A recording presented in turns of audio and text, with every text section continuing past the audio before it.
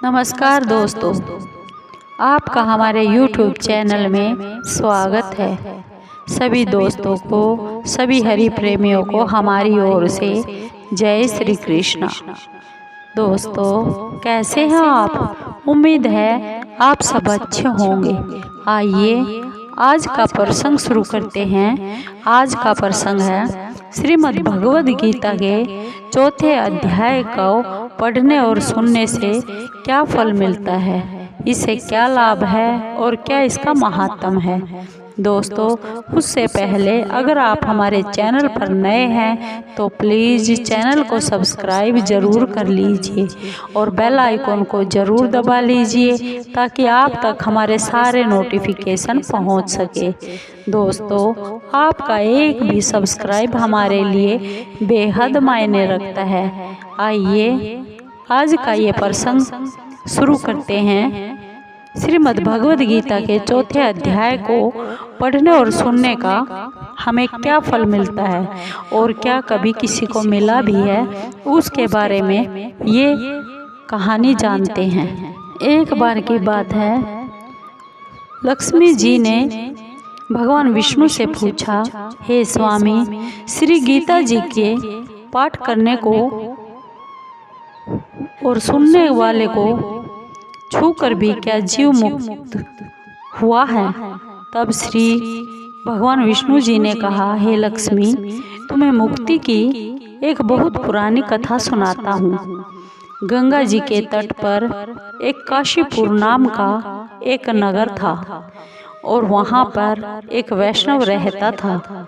वह हर रोज गंगा स्नान पर श्री गीता जी के चौथे अध्याय का पाठ किया करता था।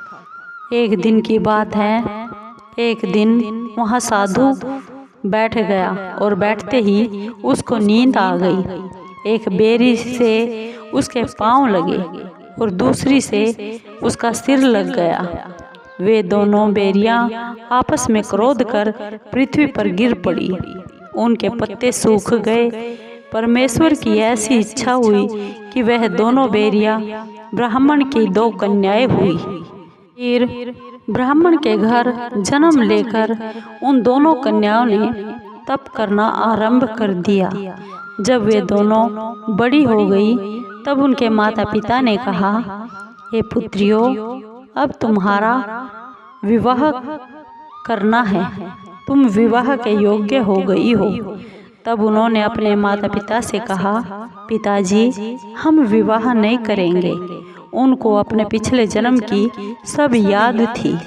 उन्होंने अपने पिता से कहा, हमारी एक ही यही अभिलाषा है कि वह साधु हमें फिर से दर्शन दे, जिसके स्पर्श करने से हमें यह अधम देह छूटकर हमें ये मनुष्य जन्म मिला है और यह देह मिली जो आपके सामने हम खड़ी हैं, वह मिले तो हमें अच्छा लगेगा। यह विचार करके उन दोनों ने अपने माता पिता को तीर्थ करने की आज्ञा मांगी।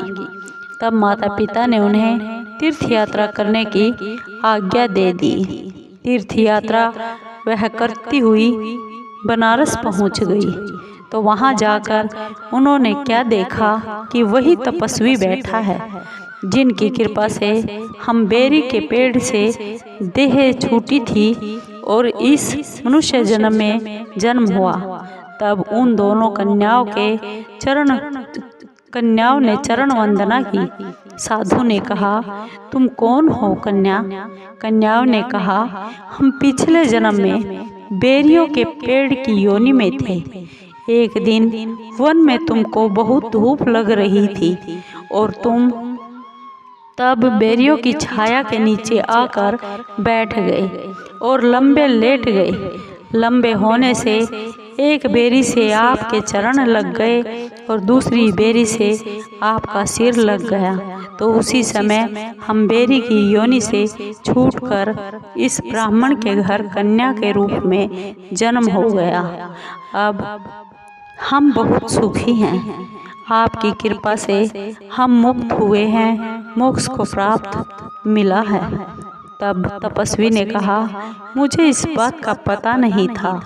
अब आप आज्ञा करें, मैं आपकी क्या सेवा करूं, क्योंकि तुम ब्राह्मण के उत्तम जन्म में जन्म लिया है और उत्तम जन्म श्री नारायण जी का मुख हो।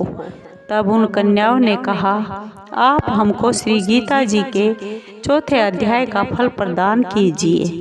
देवदेही पाकर हम सुखी हो गए। तब उस तपस्वी ने उन्हें गीता जी के 4 अध्याय का फल उन कन्याओं को दे दिया। फल के देते ही आकाश से विमान आए। तब उन दोनों देवदेही पाकर बैकुंठ की ओर गमन किया। श्री नारायण, हे लक्ष्मी, यह 4 अध्याय का महात्म्य है। भगवान विष्णु ने लक्ष्मी जी से कहा, अरे प्रेमियों, आपको ये 4 अध्याय का फल कैसा लगा? अगर आपको अच्छा लगा हो तो प्लीज़ चैनल को सब्सक्राइब कीजिए, कमेंट कीजिए, लाइक कीजिए और शेयर कीजिए।